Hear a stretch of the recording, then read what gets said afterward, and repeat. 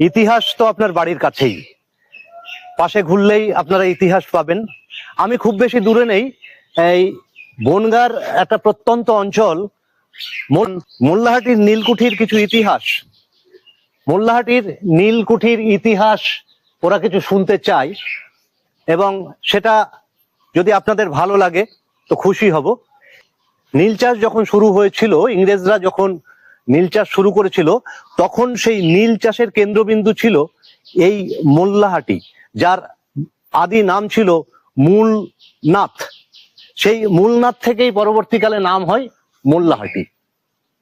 মোল্লাহাটির আন্ডারে শতাধিক 150-র উপরে কুঠি ছিল, নীলকুঠি। উত্তর 24 পরগনা, দক্ষিণ 24 পরগনা তখন এক ছিল, অর্থাৎ 24 পরগনা, নদিয়া, যশোর, খুলনার বিস্তীর্ণ অঞ্চল জুড়ে শুরু হতো নীল চাষ। চাষিদের পরে অকথ্য নির্যাতন করে ইংরেজ সাহেবরা তাদের নীল চাষে বাধ্য করত। এখন যেটা দেখছেন এটা হচ্ছে সেই ইংরেজদের বিনোদন ঘর, অর্থাৎ ডাক বাংলো।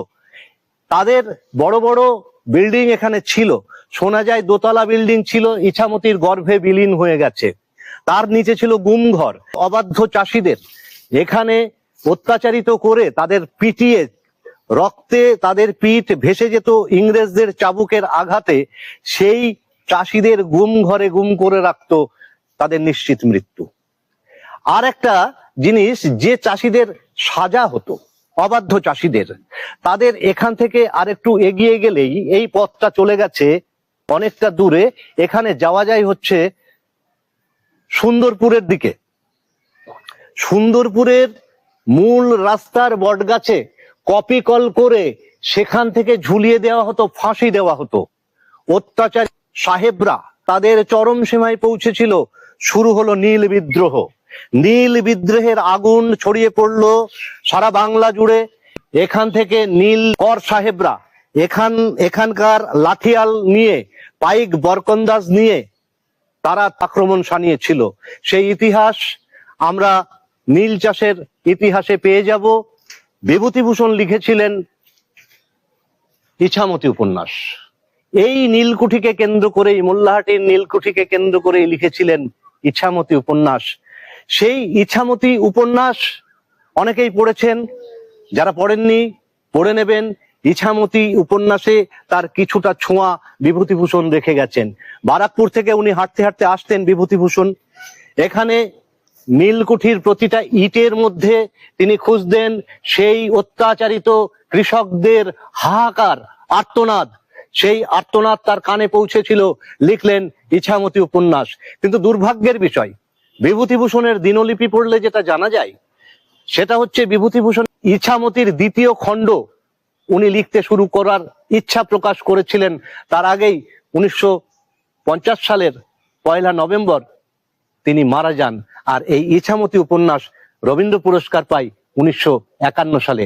আমরা সেই ইতিহাস আরো জানবো।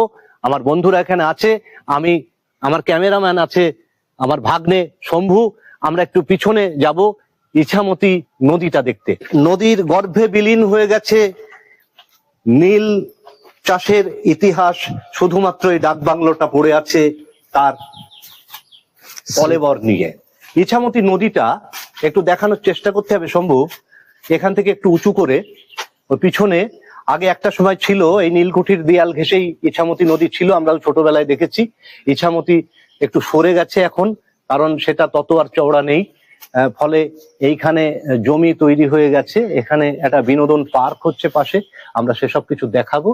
তবে নীলকুঠির যে ডাকবাংলোটা বর্তমানে রং করা হয়েছে, এটা নিয়ে কোনো জায়গা থেকে একটু অবজেকশন এসছে। অবজেকশনটা কি, যে নীল চাষের অত্যাচারিত কৃষকদের যে ইতিহাস এখানে পাওয়া যেত, সেই চলটা ওঠা প্লাস্টারে, ইট বের হয়ে যাওয়া প্লাস্টারে যে নীল চাষি, অত্যাচারিত নীল চাষিদের আর্তনাদ প্রতিধ্বনিত হতো, সেই অবয়বটাকে অক্ষুণ্ণ রেখেই যদি এটাকে রং করা যেত, তাহলে আজকে তার ঐতিহ্যটা আমরা পেতাম। ওর বর্তমান অত্যাধুনিক রং হয়েছে, দেখতে ভালো লাগছে, কিন্তু ইতিহাস খুঁজতে গেলে আরো পরে সেই ইতিহাসটা হারিয়ে যাবে। আমরা এখন যাব নীল জাগ দেওয়ার চৌবাচ্চা, সেইখানে।